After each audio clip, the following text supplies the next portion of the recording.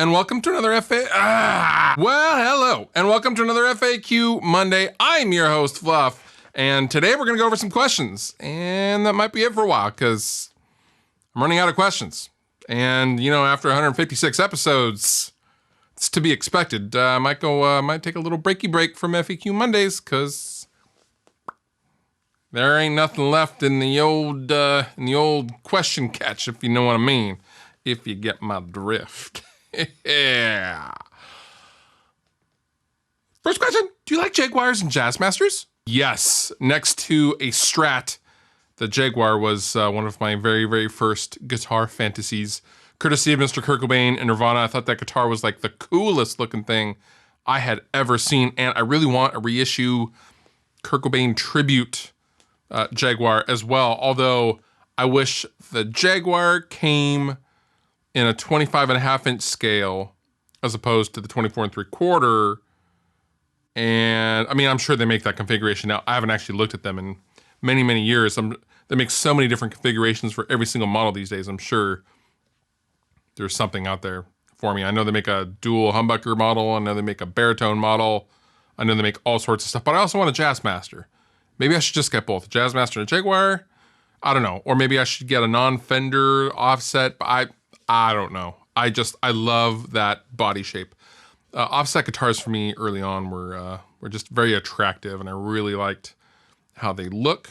And that is also why I have the front jack on my Hyperion signature model from Balaguer, because the Jaguar has one, and that was like, as I said, that was like my favorite thing ever when I was a kid, next to a Strat. But yeah, that's probably going to be my next thing, my next acquirement. That's a Fender anyway. I mean, I want a bunch of Fenders, but you know, I'll probably get a Jaguar soon. Hey Fluff, what screen capture software do you use to make your tutorials? You know, over the years, I've used a screen capture program, but I've seemed to settle on ScreenFlow 6 to be exact. I started using ScreenFlow when it was ScreenFlow 4 or something. And then I used 5, and 5 is really, really good. And then 6 is just awesome. It's very customizable. You can set the frame rate and all sorts of different, every single option is basically customizable. And the cool thing about ScreenFlow is it actually works. A lot of screen capture software will either lag or screw up the audio when you're in a DAW or doing something audio heavy.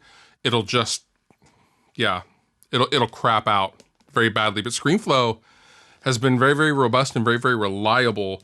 If you use Soundflower and output your audio to Soundflower, it can capture that audio from Soundflower, and it just captures everything nice and seamlessly. So whenever I'm in a DAW and doing some kind of tutorial thing, that's what you're hearing. You're just hearing the system audio, whereas back in the old days, the archaic old days from a few years ago, I used to have to run either a MacBook and an interface or a Tascam DR40 and run a headphone output of my interface into that and then sync them in post, which was kind of a nightmare because the screen capture software never used to capture the audio.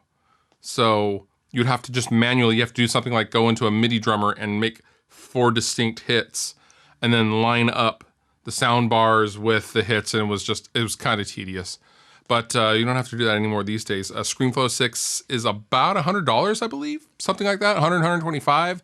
It's definitely not free, but like anything else you get what you pay for, and is definitely a worthwhile product. What do you think of the band Chevelle? I like Chevelle. I actually haven't listened to them in a few years, but I mean, I liked them when they came out.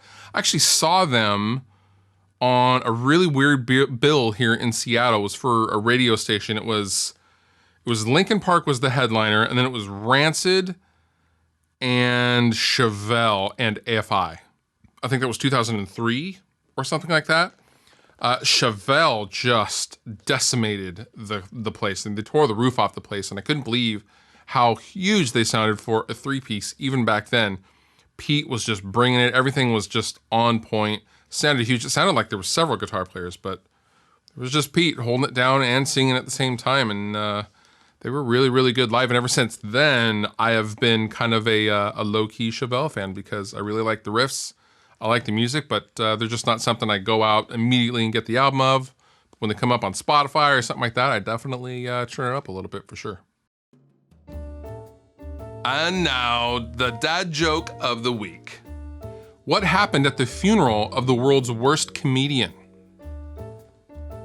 They read one of his jokes out loud and there was a 2-minute silence. 2-minute silence.